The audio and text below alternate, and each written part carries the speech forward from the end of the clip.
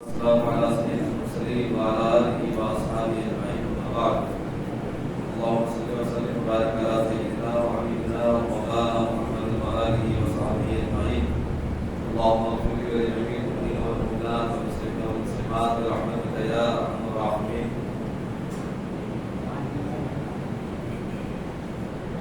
آج ہماری گفتگو کا ٹاپک ہے وہ ہے وسیلہ.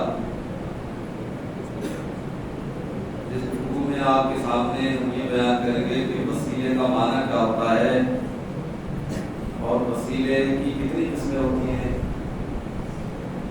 اور وسیلے کی کون کون سی قسمیں جائز ہیں.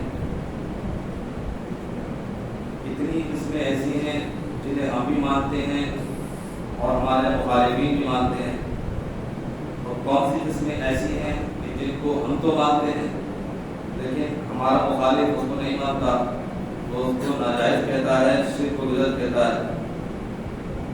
پھر یہ ہے کہ وسیلہ کہاں سے ثابت ہے، کیا قرآن پاک سے وسیلہ ثابت ہے یا نہیں، بخاری شریف میں حدیثیں ہیں یا نہیں، اور دوسری کتابوں میں کون کون سی حدیثیں ہیں. دیکھیے پھر یہ کہ وسیلہ کس کس چیز کا جائز ہے. وسیلہ صرف عمل کا جائز ہے یا ذات سے بھی وسیلہ جائز ہے. وسیلہ زندگی میں جائز ہے یا وصال یعنی موت کے بعد بھی جائز ہے. وسیلہ صرف زندگی میں جائز ہے یا وصال کے بعد جائز ہے. یا وسیلہ صرف موجود آدمی جو حاضر ہے سامنے اس سے جائز ہے یا جو غائب ہے جس کو ہم نہیں دیکھ پا رہے ہیں اس سے بھی وسیلہ جائز ہے. یہ بہت ساری قسمیں بنتی ہیں. ان قسموں کو آپ اگر اچھے سے یاد کر لیں گے، سمجھ لیں گے، امید ہے کہ پھر کوئی آپ کو گمراہ نہیں کر سکے گا، کوئی آپ کو پھسلا نہیں سکے گا. آپ صحیح سے اس کا جواب دے سکیں گے اور جو اپنا عقیدہ ہے اس کو اچھے طریقے سے بتا سکیں گے آپ. تو پہلی صورت یہ ہے کہ وسیلے کا معنی کیا ہے، وسیلہ کس کو کہتے ہیں.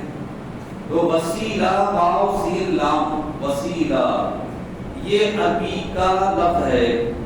عربی ڈکشنری میں اس کے کئی معنی لکھے ہوئے ہیں.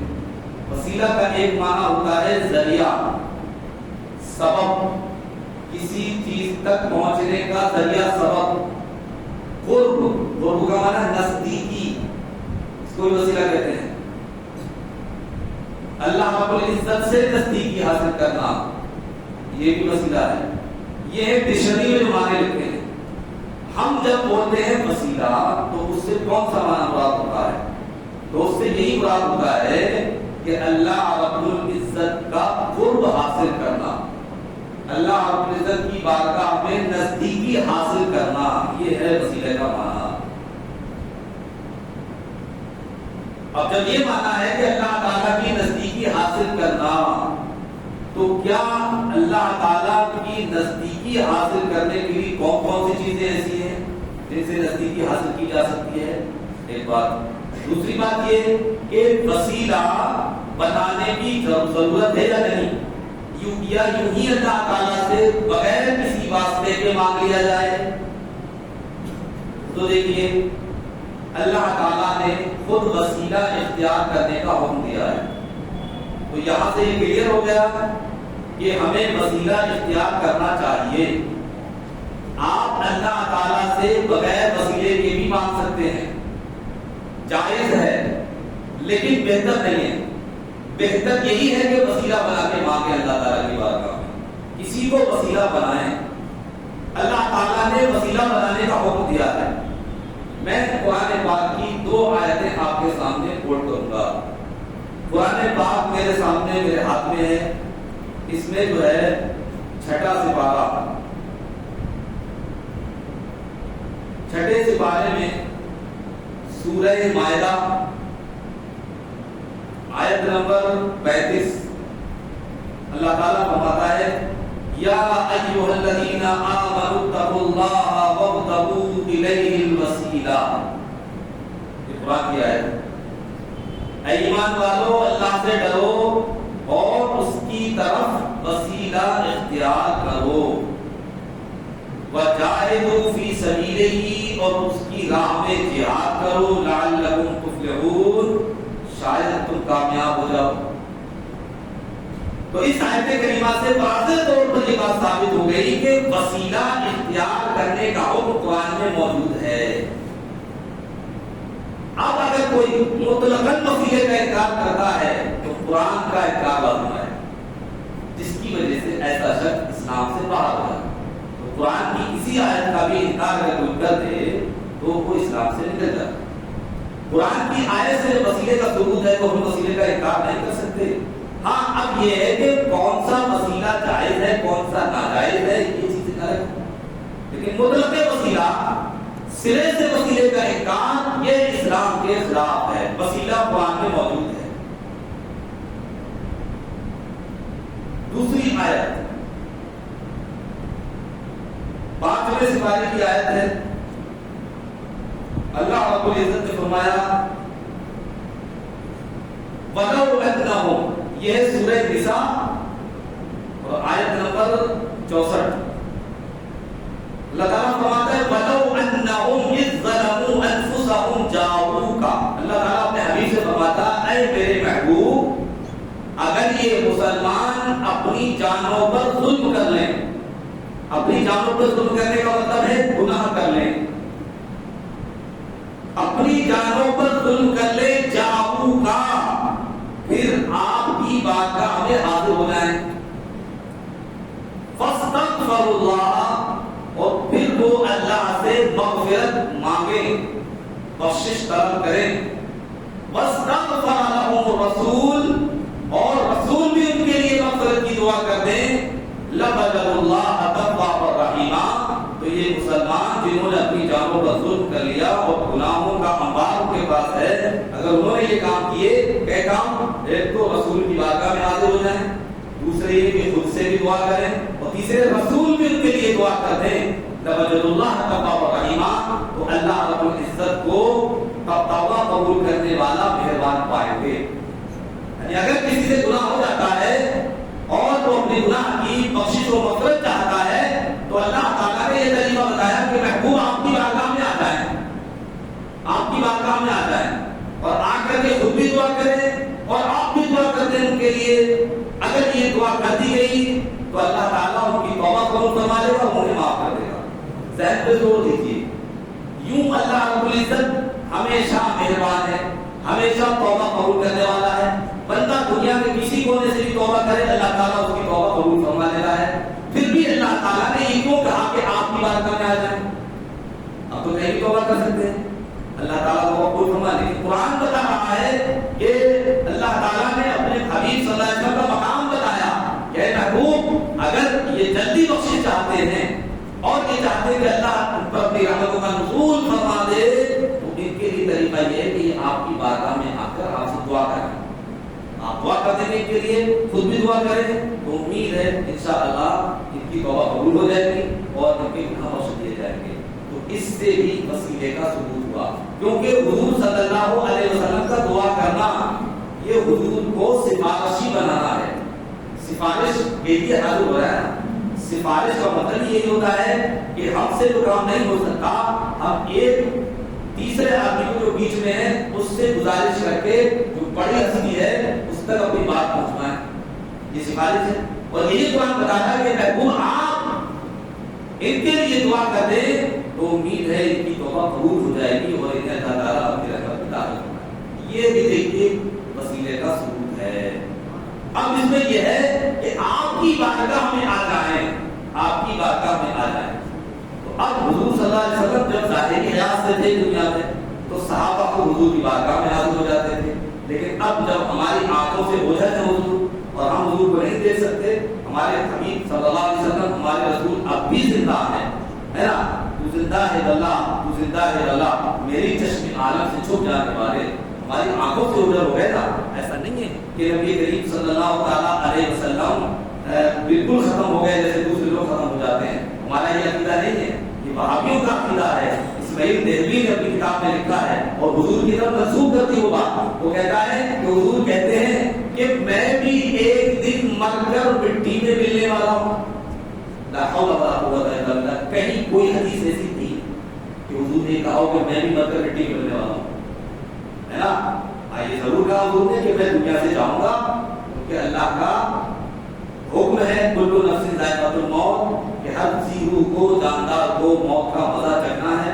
اور اللہ تعالیٰ نے 24 میں اس بارے میں فرمایا انک میتون وانہم میتون، ہے نا، کہ آپ بھی دنیا سے تشریف لے جائیں گے اور یہ لوگ بھی جائیں گے. تو جانا تو یقین، لیکن موت کا پہلے تو مطلب یہ نہیں ہوتا کہ آدمی کی روح ختم ہو جائے. موت کا مطلب ہوتا ہے انتقال مکانی، ہے نا. عام طور پہ موت کا مطلب ہے روح کا بدن سے جدا ہو جانا، بس یہ نہیں کہ روح ختم ہو گئی. روح ختم نہیں ہوتی ہے، روح بدن سے جدا ہو جاتی ہے نا. بدن کا روح سے رشتہ ٹوٹ جاتا ہے اور روح کو محفوظ جگہ رکھ دیا جاتا ہے. روح ختم نہیں ہوتی. کسی بھی دھرم میں یہی نہیں کہ روح ختم ہو جاتی ہو. ارے دوسروں کا دیکھ لو نا، وہ تو کہتے ہیں کہ ساتھ جو ہے جنم ملتے ہیں. اگر ان کے یہاں یہ عقیدہ ہوتا کہ روح ختم ہو جاتی ہے تو پھر دوسرا جنم ہی نہیں ملتا. تو روح ختم نہیں ہوتی ہے، بس بدن سے رشتہ ختم ہو جاتا ہے. اب وہ بدن اگر عام آدمی کا ہے وہ گل جاتا ہے، لیکن اگر وہ اللہ والوں کا ہے، اللہ کے نبیوں کا ہے، اللہ کے مخصوص بندوں کا، شہیدوں کا ہے، تو ان کی روح ایک آن کے لیے بدن سے جدا ہوئی اور پھر واپس آ گئی.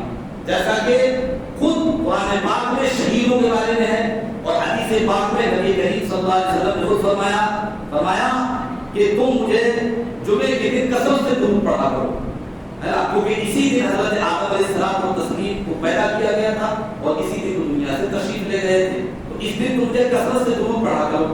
تو صحابہ نے کہا یا رسول اللہ، جب آپ دنیا سے تشریف لے جائیں گے اور آپ، ہے نا، ان کا یہ تھا کہ آپ کا بدن گل جائے گا تو پھر ہم درود کیسے پڑھیں گے آپ پر؟ تب حضور نے فرمایا کہ کیا کہہ رہے ہو تم، میرا بدن گل جائے گا؟ نہیں. فرمایا ان اللہ حرم علی الارض ان تعبد اجساد الانبیاء فنبی اللہ حی یرزق. فرمایا اللہ تعالیٰ نے زمین پر یہ حرام کر دیا ہے کہ انبیاء کے جسموں کو کھائے. زمین انبیاء کے جسموں کو نقصان نہیں پہنچا سکتی. فنبی اللہ حی یرزق. فرمایا اللہ کے نبی تو زندہ ہیں اور انہیں رزق بھی دیا جاتا ہے، رزق بھی دیا جاتا ہے. یہ حدیث پاک صحیح ہے، رزق بھی دیا جاتا ہے. سنن داؤد میں حدیث ہے. تو مجھے بتائیے رزق کس کو دیا جاتا ہے؟ کیا مجھے کو رزق دیا جائے؟ اس سے پتا چلا کہ ہمارے نبی صلی اللہ علیہ وسلم زندہ ہیں اور انہیں رزق بھی دیا جاتا ہے اور سارے نبی زندہ ہیں. دوسری نبی بھی تھی معراج کی شب، جب آقا صلی اللہ علیہ وسلم بیت المقدس کے پاس جا رہے، بیت المقدس، تو آپ نے دیکھا، آپ نے تو فرمایا کہ میں وہاں سے گزرا فرأیت موسیٰ وهو قائم یصلی. فرمایا کہ میں نے موسیٰ کو دیکھا کہ وہ کھڑے ہو کر اپنی قبر میں نماز پڑھ رہے ہیں. موسیٰ علیہ السلام کا مزار جو ہے وہ بیت المقدس کے قریب نہیں ہے. حضور نے فرمایا کہ اگر تم لوگ ہوتے تو میں تمہیں دکھاتا سرخ ٹیلے کے پاس، ریت کا ٹیلا تھا اس کے پاس ان کا مزار ہے. تو اس حدیث میں دیکھیے فرمایا کہ میں نے موسیٰ کو دیکھا وہ کھڑے ہو کر نماز پڑھ رہے ہیں. اب سوچئے کھڑے ہو کر نماز کون پڑھتا ہے؟ زندہ. مردہ تو کھڑے ہو کے نماز پڑھ ہی نہیں سکتا. تو اس لیے پتا چلا کہ سارے نبی زندہ ہیں اور سارے نبی نماز بھی پڑھتے ہیں، اللہ کا ذکر بھی کرتے ہیں. جیسا کہ اس سے پہلے میں نے حدیث بیان کی تھی کہ حضرت سعید بن مسیب نے جب یزید نے جو ہے حملہ کیا تھا مدینے پر 3 دن کے لیے اور مسجد میں نماز نہیں ہونے دی تھی، تو حضرت سعید بن مسیب کو پاگل سمجھ کے چھوڑ دیا گیا تھا حرم شریف میں، مدینہ شریف میں. تو آپ مزار کے پاس ہی رہے 3 دن تک. آپ کہتے ہیں جب جب نماز کا وقت ہوتا تھا میں رسول اللہ صلی اللہ علیہ وسلم کے روضے سے اذان اور اقامت کی آواز سنتا تھا. اللہ ہے نا. واقعہ کربلا تو آپ کا ہے 61 ہجری کا ہے اور اس کے بعد اس نے جو حملہ کیا وہ 63 کا ہے. 63 ہجری میں خود حضرت سعید بن مسیب نے نماز کے وقت میں روضہ رسول سے اذان کی آواز بھی سنی اور اقامت کی آواز بھی سنی. مجھے بتائیے کہ اگر معذ اللہ عالمین جیسے واقعوں کا عقیدہ ہے مر کر مٹی میں مل گئے، اس میں دیوی نے موٹے موٹے لفظوں میں لکھ دیا بے حیائی کے ساتھ، بڑی ڈھلائی کے ساتھ کہ میں بھی مر کر مٹی میں ملنے والا ہوں. تو ان کا عقیدہ تو یہ ہے کہ نبی کو مر کر مٹی میں مل گئے معاذ اللہ رب العالمین. جبکہ ہمارے نبی صلی اللہ علیہ وسلم خود فرماتے ہیں کہ اللہ کا کوئی بھی نبی دنیا سے رخصت ضرور ہوگا لیکن زمین اس کے بدن کو نقصان نہیں پہنچا سکتی. اسی لیے دیکھیے بیت المقدس میں سب کے سب حاضر تھے، اسی لیے پھر آسمانوں پر بھی حاضر تھے اور سب سے ملاقات ہوئی۔ اس مسئلے کی میں نے وضاحت بیچ میں کر دی تاکہ آپ کو معلوم ہو جائے کہ ہمارا جو عقیدہ ہے کہ انبیاء علیہ الصلوۃ والتسلیم باحیات ہیں اور ان کی زندگی شہیدوں سے بھی بڑھ کر ہے نا، یہ ہمارا عقیدہ ہے سنت والجماعت کا، ہمیشہ سے چلا آ رہا ہے اور خود قرآن و حدیث سے ثابت ہے یہ، ہے نا۔ حضرت اسی لیے فرماتے ہیں تو زندہ ہے واللہ، تو زندہ ہے واللہ، میرے چشم عالم سے چھپ جانے والے، میرے چشم عالم سے چھپ جانے والے۔ اور ایک بات بتاؤں آپ کو، حضور صلی اللہ علیہ وسلم اگر زندہ نہیں تھے یا زندہ نہیں ہیں تو جاگتے میں کسی کو دیدار ہو سکتا ہے؟ بھائی خواب میں تو ہو سکتا ہے، ہوتا ہے لوگوں، لیکن جاگتے میں دیدار ہو جائے یہ اس کی پہچان ہے کہ آپ زندہ ہیں، اور ایسے زندہ ہیں جیسے آپ اپنے وصال سے پہلے تھے۔ اور آئیے بتاؤں، یہ جو میں دلیل دینے جا رہا ہوں یہ ان کے گھر کی دے رہا ہوں، ان کے گھر والوں نے بھی اس بات کو مانا ہے نا۔ حضرت امام جلال الدین سیوطی رحمۃ اللہ تعالیٰ علیہ جو سنیوں کے بہت بڑے محدث اور فقیہ اور بہت بڑے عالم دین ہیں، 9ویں صدی ہجری کے آپ مجدد ہیں۔ مجدد کا مطلب ہوتا ہے اپنے وقت کا سب سے بڑا عالم دین، جیسے اعلیٰ حضرت 14ویں صدی کے مجدد ہیں، 14ویں صدی کے سب سے بڑے عالم ہیں آپ، ایسے امام سیوطی 9ویں صدی کے مجدد ہیں اور تقریباً 1000 کتابیں لکھی ہیں اور ان کا بہت کام ہے، بہت۔ اگر میں ان کی کتابیں گنانے جا رہا ہوں تو گھنٹہ چاہیے کتابیں گنانے کے لیے، گھنٹے لگ جائیں گے، کتنی کتابیں لکھی، ہر فن میں ان کی کتاب موجود ہے۔ وہی امام سیوطی رحمۃ اللہ تعالیٰ علیہ نے حدیث پر بہت کام کیا ہے، ان کی جامع صغیر ہے، جامع الجوامع ہے، اس کے علاوہ بہت ساری کتابیں ہیں۔ انہوں نے حدیث پر حکم بھی لگایا ہے، کون سی صحیح ہے کون سی کمزور ہے نا، یہ ساری باتیں۔ تو وہ کہتے ہیں کہ جب میں حدیثوں پر حکم لگاتا تھا کہ کون سی حدیث صحیح ہے اور کون سی نہیں ہے، تو اس میں کبھی ایسا ہوتا تھا کہ میں شک میں پڑ جاتا تھا اور مجھے سمجھ میں نہیں آتا تھا، تو میں پھر توجہ کرتا تھا مدینہ شریف کی طرف۔ اچھا امام سیوطی ہے کہاں کے؟ مصر کے، امام سیوطی مصر کے ہے نا، مصر کے عالم دین ہیں آپ، اور میں نے الحمدللہ ان کے مزار کی زیارت کی ہے، قاہرہ میں کیرو میں ان کا مزار ہے۔ تو آپ فرماتے ہیں کہ جب جب مجھے حکم سمجھ میں نہیں آتا تھا اور میں پریشان ہو جاتا تھا تو پھر میں رسول کریم صلی اللہ علیہ وسلم کی طرف لو لگاتا تھا۔ تو آپ کہتے ہیں کہ حضور صلی اللہ علیہ وسلم کا مجھے جاگتے میں دیدار ہوتا تھا اور میرے آقا صلی اللہ علیہ وسلم جاگتے میں آ کر مجھے یہ بتاتے تھے، اے جلال الدین سیوطی یہ حدیث صحیح ہے، یہ حدیث ضعیف ہے، یہ حدیث حسن ہے اور یہ حدیث فلاں ہے۔ سوچئے جاگتے میں حضور نے، اور ایک دو بار نہیں 75 مرتبہ ایسا ہوا ہے، 75 مرتبہ حضرت امام سیوطی رحمۃ اللہ تعالیٰ علیہ نے جاگتے لوگوں کا دیدار کیا اور 75 مرتبہ آپ نے رسول کریم صلی اللہ علیہ وسلم سے حدیثوں کے بارے میں پوچھا۔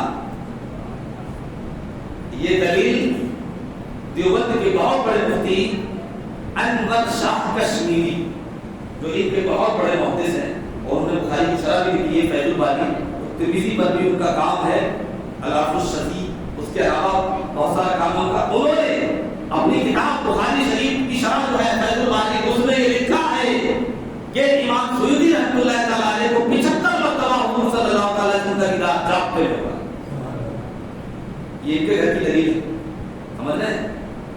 جو بندی کے گھر سے دلیل پیش کر رہا ہوں تو پتہ یہ چلا کہ ہمارے نبی صلی اللہ علیہ وسلم بالکل حیات حقیقی کے ساتھ زندہ ہے، حیات حقیقی کے ساتھ زندہ ہے۔ اللہ اکبر۔ تو اب یہ بات یہاں پر آئی تھی کہ آپ صلی اللہ علیہ وسلم کی بارگاہ میں آ جائیں۔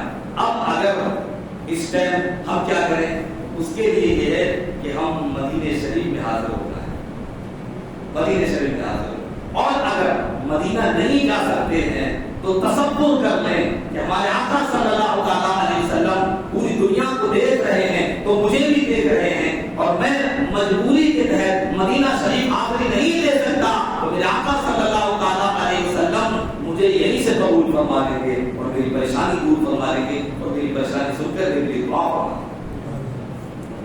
تو اس سے بھی وسیلے کا ثبوت ہوا، یہ ہے وسیلہ، بہرحال وسیلے کا ثبوت قرآن سے ہوا۔ لیکن اب یہ لوگ غیر لوگ جو یہ کہتے ہیں کہ وسیلہ جائز نہیں ہے، تو ایک وسیلے کی قسم ایسی ہم بھی اس کو ناجائز کہتے ہیں.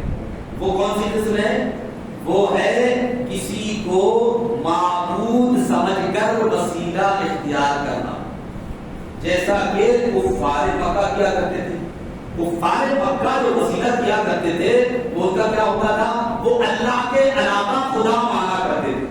معبودان باطلہ یعنی باطل معبود، جھوٹے معبود مانا کرتے تھے، ان کو وسیلہ بنایا کرتے تھے. قرآن پاک نے ان کے اس وسیلے کو رد کیا ہے. سمجھ رہے ہیں؟ ان کا وسیلے کو رد کیا ہے کہ تمہارے یہ خدا جن کو تم اللہ کا شریک ٹھہراتے ہو اور ان کو کہتے ہو کہ یہ ہماری سفارش کریں گے اللہ کی بارگاہ میں، یہ سفارش نہیں کر سکتے. سمجھ رہے ہیں؟ تو یہ آیتیں جو اس طرح کی قرآن میں ہیں یہ ان کافروں کے تعلق سے نازل ہوئی کہ جو اللہ کے علاوہ دوسروں کو عبادت میں شریک ٹھہرا کر وسیلہ بناتے تھے. ہے نا؟ کہاں رہا ان کو خدا مان کر وسیلہ بنانا، اور کہاں سنیوں کا اللہ کے بندوں کو بندہ سمجھ کر وسیلہ بنانا. بہت بڑا فرق ہے. تو جو آیتیں کفار و مشرکین کے تعلق سے نازل ہوئی تھیں ان وہابیوں نے سنیوں پہ چسپاں کر دی، سنیوں پہ چسپاں کر دی، ان پہ چپکا دی. یہاں سے اٹھا کے کاپی پیسٹ، یہ غلط طریقہ ہے. کیونکہ وہ کیا کرتے تھے، میں نے بتا دیا آپ کو، وہ خدا سمجھ کر وسیلہ بنایا کرتے تھے. اور ہم جو ہے اللہ والوں کو خدا نہیں مانتے، ہم اللہ کا مقبول بندہ مانتے ہیں. ایک بات. دوسری یہ کہ وہ مشرک تھے اور ہم مومن ہیں، تو اگر کوئی سچا مومن اللہ کے کسی مقبول بندے کا وسیلہ اللہ کی بارگاہ میں پیش کرتا ہے تو یہ بالکل غلط نہیں ہے، یہ بالکل صحیح ہے، قرآن حدیث سے ثابت ہے. اب میں ان کا قول کوٹ کر رہا ہوں جو انہوں نے خود صاف صاف یہ بات کہی ہے کہ ہم ان کو وسیلہ کیسے بناتے ہیں، ہے نا، تاکہ پتہ اٹھ جائے، حقیقت آشکار ہو، پتہ چلے. سورہ زمر 23واں سپارہ آیت نمبر ہے 3. آیت نمبر 3 سورہ شروع ہوئی ہے، کہیں آپ دیکھیں گے تو تیسری آیت آپ کو ملے گی.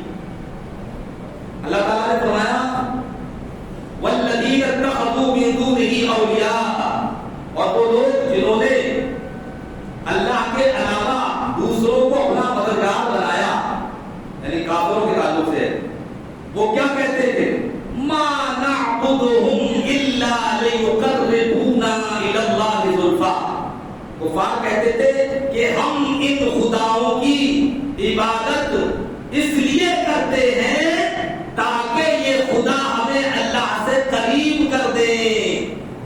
تو پتا چلا کہ وہ لوگ بتوں کی پوجا اس لیے کرتے تھے تاکہ وہ بت ان کو اللہ سے قریب کر دے. تو وہ اللہ کو بھی مانتے تھے لیکن اللہ کے ساتھ بتوں کو بھی مانتے تھے، بتوں کو اپنا وسیلہ مانتے تھے، بتوں کو سفارشی مانتے تھے. سمجھ رہے ہیں؟ اور ان کی عبادت کیا کرتے تھے. تو وہ عبادت کر کے وسیلہ بناتے تھے اللہ کے علاوہ دوسروں کی. اور ہم اہل سنت والجماعت ہم کسی اور کی عبادت نہیں کرتے، ہم اللہ والے کو جو نیک انسان ہے، اللہ کا مقبول بنتا ہے، اس کو اللہ کی بارگاہ میں اپنا شفیع بناتے ہیں، سفارشی بناتے ہیں. اور یہ بالکل صحیح.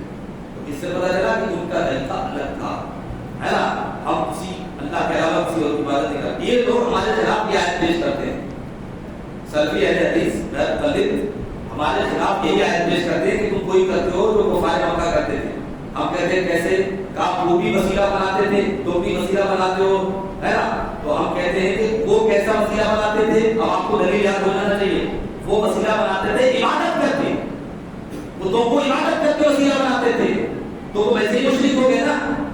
اور ہم کسی کی عبادت نہیں کرتے، ہم اگر اپنے رسول صلی اللہ علیہ وسلم کا وسیلہ بناتے ہیں تو اللہ کا مقبول بندہ سمجھ کر ہی بناتے ہیں. تو دونوں میں بہت بڑا فرق ہے. پھر یہ حکم یہاں کیسے لگا دیا؟ تو میں نے کہا نا کہ جو آیتیں مشرکوں کے تعلق سے نازل ہوئی ہیں قرآن میں، وہ آیتیں ان وہابیوں نے سنیوں میں لگا دیا، ان پہ چسپا کر دیا. جبکہ یہ بالکل ہے ڈرمی ہے اور یہ بہت بڑا ظلم ہے، غلط. اللہ ہدایت دے. قرآن پاک کی اور بھی بہت ساری آیتیں ہیں جن سے جو ہے یہ بات واضح ہو سکتی ہے. اب جب آپ نے یہ سمجھ لیا کہ وسیلے کا ثبوت قرآن سے ہے، اور وسیلہ جو ہے ایک قسم ایسی بھی ہے جو ناجائز ہے، وہ یہ ہے کہ کسی کو خدا مان کر وسیلہ یا معبود مان کر وسیلہ بنایا جائے. آتے ہم اس طرف کہ یہ جو وسیلہ ہے یہاں پر اس وسیلے سے کون سا وسیلہ مراد ہے. تو پہلے تو آپ یہ سمجھیے وسیلے کی چند قسمیں ہیں. ایک قسم یہ ہے وسیلے کی اللہ کے نام کا وسیلہ پیش کرنا, اللہ کے جو اچھے نام ہیں ان کے ذریعے وسیلہ پیش کرنا. دوسرا وسیلے کی قسم یہ ہے, وسیلے کی دوسری یہ ہے کہ کسی اللہ کے مقبول بندے سے دعا کرنا, جیسے صحابہ کرام حضور رسول کریم صلی اللہ علیہ وسلم سے دعا کراتے ہیں.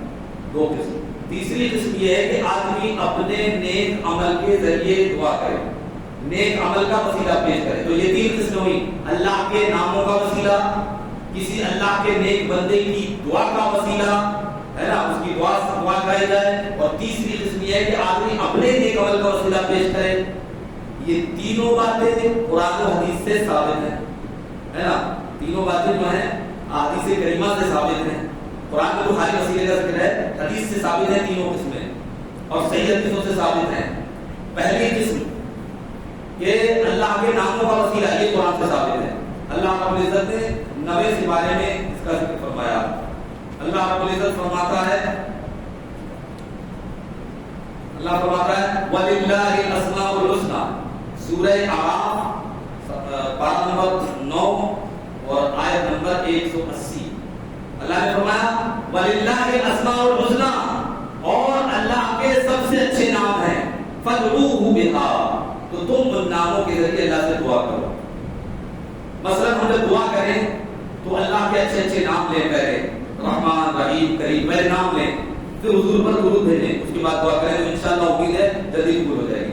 تو یہ طریقہ خود قرآن نے بتایا کہ جب تم دعا کرو تو پہلے اللہ کے اچھے اچھے نام لو, اس کے بعد دعا کرو, کہ یہ ناموں کا وسیلہ ہے, یہ قرآن سے ثابت ہے. ایک قسم یہ ہوئی. دوسری قسم یہ کہ کسی نیک بندے سے دعا کرائی جائے, تو اس پہ بہت حدیثیں ہیں. ایک حدیث میں نے اس سے پہلے پیش کی تھی کہ جب قحط سالی پڑ گئی, سوکھا پڑ گیا اور بارش نہیں ہو رہی تھی, تو جمعے میں ایک صحابی کھڑے ہو گئے اور انہوں نے عرض کیا یا رسول اللہ خشک سالی پڑ گئی, ہم لوگ پریشان ہو گئے, دعا کر دی تھی. تو آقا علیہ السلام نے دعا کری تھی نا, دکھایا تھا کہ جیسے حضور نے دعا کری تو کہیں بادل نہیں تھا, لیکن جو ہی دعا کری تھی آقا صلی اللہ علیہ وسلم نے, تو چاروں طرف سے پہاڑوں کی طرف بادل آ گیا اور بارش ہونے لگی. ابھی ہاتھ نیچے بھی نہیں ہوئے تھے کہ موسلادھار بارش ہونے لگی, اور جو ہے مسجد نبی کی چھت جو تھی کچی تھی, اس پہ کھجور کے پتوں کی چھت بنی ہوئی تھی, اس سے پانی ٹوٹ ٹوٹ کر گرنے لگا. ہمارے آقا صلی اللہ علیہ وسلم کے نورانی چہرے پہ گرا اور داڑھی شریف سے پانی میں نیچے آنے لگا. تو یہ دیکھیے دعا کری تو بارش ہو گئی. پھر 8 دن برابر بارش ہوتی رہی. پھر جمعے کا دن آیا 8 دن کے بعد, تو پھر وہی شخص یا کوئی دوسرا شخص کھڑا ہوا اور اس نے کہا یا رسول اللہ آپ کو بہت نقصان ہو گیا, پانی بہت زیادہ ہو گیا, کھیتیاں جو ہیں فصل ڈوب گئی, جانور پریشان ہیں, گھر گر گئے, کہیں نکل نہیں سکتے ہم, اب دعا کیجیے کہ پانی رک جائے. میرے آپ نے کو اٹھایا تو اس کے بعد دعا کری تو فرمایا کہ سب طرف بارش ہوتی رہی, کیونکہ انہوں نے دعا یہ فرمائی تھی اللہم حوالین لا علینا, اے اللہ ہم پر مت برسا, ہمارے ارد گرد برسا. تو صحابی کا خود بیان ہے حدیث کی کتاب الجمعہ بخاری شریف میں کہ صحابی فرماتے ہیں کہ اتنا حصہ جو مدینے کا تھا, اتنا حصہ صاف ہو گیا آسمان کا, اور باقی حصے پہ بادل رہا اور بارش ہوتی رہی. اور جو لوگ باہر سے آتے تھے مدینے میں تو کہتے تھے کہ مدینے کے باہر تو بہت تیز بارش ہو رہی ہے. تو یہاں بھی دیکھیے آقا علیہ الصلوۃ والتسلیم نے دعا فرمائی. اعلیٰ حضرت امام اہل سنت فاضل بریلوی جب اس حدیث پاک کو دیکھتے ہیں تو فرماتے ہیں جن کو سوئے آسمان پھیلا کے جنگل بھر دیے, صدقہ ان ہاتھوں کا پیارے ہم کو بھی درکار ہے. کہ آقا جن ہاتھوں کو اٹھا کے آپ نے جنگلوں کو سیراب کر دیا, وہی مبارک ہاتھ اٹھا کر ہمارے لیے بھی دعا کر دیجیے. اللہ اکبر. تو یہ وسیلہ کسی نیک بندے سے دعا کرنا. آج بھی آپ لوگ, دوسرے لوگ, ہم لوگ اپنے بڑوں سے, بزرگان دین سے, علماء کرام سے دعا کے لیے کہتے ہیں, تو یہ وہی طریقہ ہے. تیسری قسم وسیلے کی اپنے نیک عمل کے ذریعے وسیلہ پیش کرنا. آپ نے جو بھی نماز پڑھی, روزہ رکھا, عبادت کی, قرآن کی تلاوت کی, صدقہ و خیرات کے کوئی بھی اچھا کام کیا, آپ وہ اچھا کام اللہ کی بارگاہ میں یاد کر کے دعا کریں, اللہ میں نے یہ کام تیری رضا کے لیے کیا تھا, اس کے صدقے سے تو میری پریشانی کو دور فرما دے, مصیبت